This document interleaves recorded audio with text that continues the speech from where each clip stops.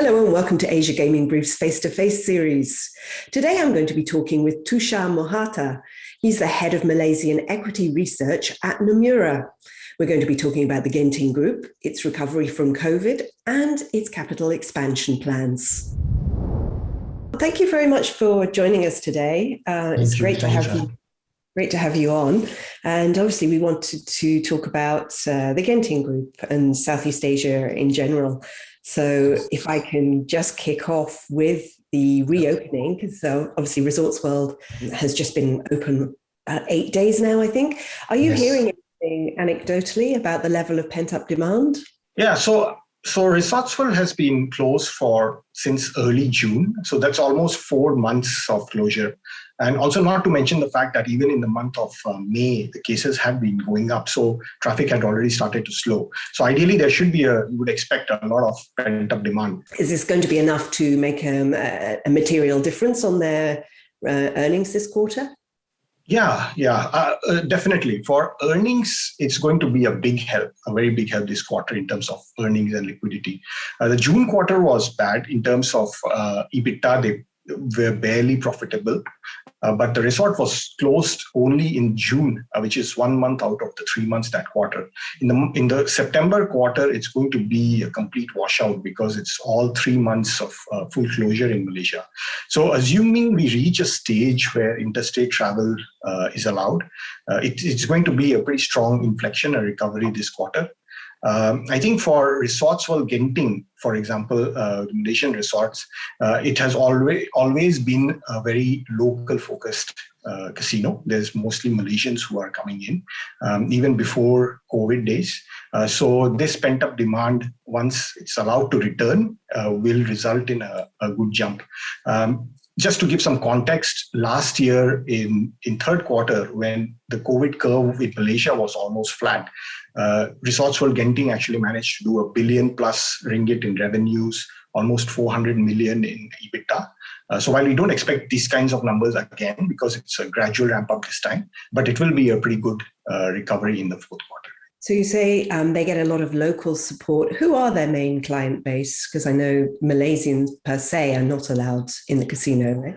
No, so actually within Malaysia, even in pre-COVID days, about 70% of visitors to Resorts World Gentings used to be locals. And actually within Malaysia, the demographics is such that while the Muslims are not allowed to gamble, but the Chinese and the other communities can actually go up and play. So those were the demand pre-COVID days. And not to mention the fact that it's an integrated resort, so there are a lot of non-gaming attractions as well.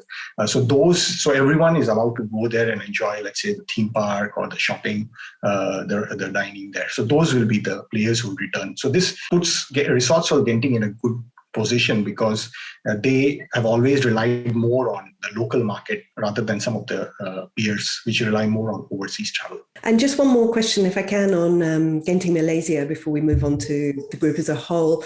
The Sky Park, the theme park, when is this supposed to open now? Okay, so most of the construction works, etc., is allowed to go on because construction was deemed as an essential service. So they have already reached a stage where they are testing out the rides, testing out some of the attractions which they are going to open. And what is the constraint for them is actually when will they see a critical mass which justifies them to open. So what it means is they are pretty ready to open the theme park Skyworlds when the regulators allow, but they also want to make sure that there is a demand from people who want to visit that new attraction. And I think the final months of the fourth quarter, coming in with the school holidays, that is a good time. If the number of cases remains low, it will be a very good time to open once everything is ready. Obviously, Genting now is one of the biggest casino companies in the world. Where do you see the most exciting growth opportunities at the moment for the group? Okay, so within the current structure of the group as a whole, I think the one which is most interesting and most immediate is the Malaysian expansion. They have, over the years, this capex started in 2013. Over the years, they have added a lot of attractions already. They have added new shopping, dining, the gaming floors, etc. But the theme park was a missing puzzle, a part of the puzzle, and that is about to open. So that is something which a lot of people are looking forward to, and will help them market the resort as a complete offering again to people overseas as well. So that's in Malaysia. Outside of this, I think for the group, the Singapore Resorts World Sentosa capex can be quite meaningful as well. It's supposed to be about 4.5 billion Sing dollars worth of capex. There's already a master plan on how they want to spend this money and develop and expand. And last, outside of these two home markets, I would say the US expansion is something which the group is doing. It's a greenfield expansion in some places, it's a brownfield expansion in some places. But New York and Vegas, both these states are opportunities which they can tap into for growth. Obviously, Resorts World Las Vegas only opened in June. Have you seen any figures on the ramp up? Is it as you would have expected? So they had opened in around 24th of June. And we had a few days of operating results disclosed when the June results were announced by the company. So that was just 6 days worth of revenues. And it was pretty good number considering that it was just started about $15 million of revenues, if I'm not mistaken, and about 4 million in EBITDA. But of course, these are opening day numbers, unlikely to be you cannot extrapolate it just like that. There's a lot of confounding factors. Opening day demand is pretty strong, but at the same time, not all attractions were open during that time. So over the next few months, we are seeing more and more attractions in Resorts World Las Vegas open up as well. And going forward, we should see that starting to show up in numbers. The numbers are tracking within our expectations so far. But I think what can really boost the Vegas market is once that big group business starts, because that is still largely lacking. That's not started coming in yet. So that is something which we are still waiting for. Obviously, the management has talked about a listing for the US assets. Do you think that's something that's fairly imminent, or what's the kind of time frame we're looking at on that one?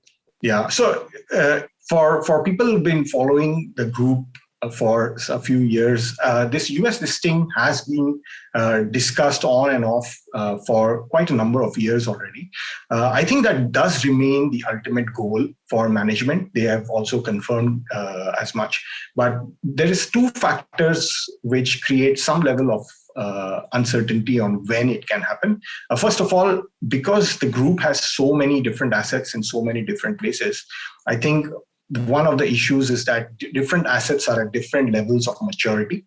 So it's hard to list everything together and get the ideal valuation at the same time. You either wait for everyone to mature or you have to list some immature assets. So that's one factor. And I think the second factor is that COVID confounds a lot of issues because the traffic and the earnings at the moment are depressed.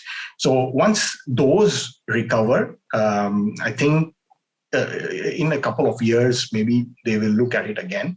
Once all the resorts reach a level of some level of steady state or critical mass traffic. Let's go back to Singapore a little bit, because you just mentioned the sort of capex plans that they have there. Have there been any sort of COVID impact on that? Is there a delay? Yeah, so it has been delayed, and it has initially, the plans were that attractions or newer attractions in that resort were supposed to open 2024, 25 onwards, and they're supposed to spend about 4.5 billion Sing dollars over this period of time to add all this capacity. But first, last year when we had the COVID restrictions put a stop to a lot of construction work. So that has been delaying the capex now. Second, the issue is that a lot of designs also need some degree of reworking to incorporate some of this new normal kind of restrictions. Let's say you have to make it more spacious. So I would think that the timelines for completion of the resort gets pushed out 2 years at least. And once these designs gets finalized, then they will get starting to spend more money in the capex in earnest. But at the moment, the capex is fairly minimal. I mean, they are reworking on some parts of the attractions, but the bigger ones are still still not started yet. Talking of capex, obviously they had earmarked a significant chunk of change for a potential license in Japan, which isn't going ahead now. Do you think that they will be interested in placing that anywhere else, or? I think so far, no. I think they still remain quite keen on the Japan opportunity, and probably they'll wait more years to see if the situation evolves from there. Genting Singapore, I mean, in terms of funds needed for them, the Singapore expansion itself is a good place where they can deploy some of the capital, because that itself will need about $4.5 billion of spending. And they had cash balance of about 4 to 5 billion Sing, and also generate some EBITDA of about 500 million each year post-COVID. So they're likely to deploy it first in Singapore. What it probably ensures is that some level of dividends will continue to get paid by Genting Singapore. But I don't think they will abandon Japan so quickly. There's a lot of things can change over time, and they have waited for the Japan opportunity for many, many years. It's been talked about since early part of the last decade. So I think they will just wait for things to change. Obviously, in the US, we're seeing some kind of almost golden era now that the properties have opened up. I think it's been compared to like a comeback like the Roaring 20s. Do you think there's any chance of seeing that sort of thing in Malaysia and Singapore, or are we going to be a much less vertical recovery? Yeah, it's, I think, slight difference between US markets and Malaysia, Singapore. I think here there is still some element of policymakers deciding to keep the amount of cases under control, or the number of cases under control. And that results in them continuing with some level of capacity restrictions. Also, in terms of international borders opening, ASEAN so far is a laggard. Not many ASEAN countries have actually decided to open borders to international traffic. So international tourism, unless that recovers, it's hard to see or expect that level of vertical recovery. But that said, the base has been set so low due to these lockdowns and closures. In terms of year-on-year earnings comparisons, we are in for a pretty favorable comparison going into next year. In terms of recovery plays, actually both Genting Malaysia and Genting Singapore, in my view, do not price in the recovery yet. Simply because we haven't seen that level of reopening allowed yet, and there is still a degree of uncertainty on when that reopening will take place, and when the traffic will reach even even if we assume that COVID is kept under control and we are only talking about the local market. So I would say that the time to look at these stocks is now. Stocks still trade at a very attractive valuation, even considering the lower earnings base from COVID as a result. And we have a buy rating on both Genting Singapore and Genting Malaysia. Thank you for joining us on Asia Gaming Brief's Face-to-Face series. Join us every Friday for our series of interviews with thought leaders in Asia's gaming industry.